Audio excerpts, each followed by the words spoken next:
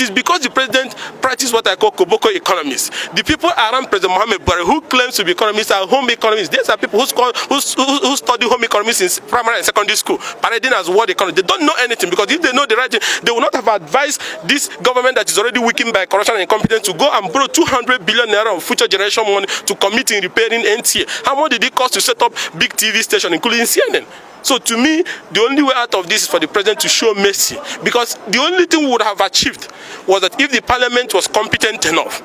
But in the parliament today, you have what we call political hallelujah boys. These are people who sing hallelujah for the president in the chamber. None of them is man enough to stand up to do the right thing. That is why they considered a loan request without seeing the economic viability report, without doing it item by item, because they are nothing but political hallelujah boys. And I say that without any atom of respect to them, because that's what they are. And that's what we're saying, that if the parliament was up to their responsibility, the parliament would have commenced impeachment proceedings against the president for gross misconduct. But how do hallelujah boys commence impeachment process against their master? And that's why we're asking the president, please take the path of honor, step aside. The burden is too much on you. You cannot run the republic. Health-wise, you cannot. In terms of competence, you cannot. In terms of having the economic foresight, you cannot. And the people you recruited also are people who studied home economics in primary school and parading as economists. They cannot revive the economy of the country. We can only continue to slide into this state of economic and security hiatus and destroying lives. Every day people are dying left, right and center, and it looks like the only thing the president does, like just the fire outbreak in Lagos, is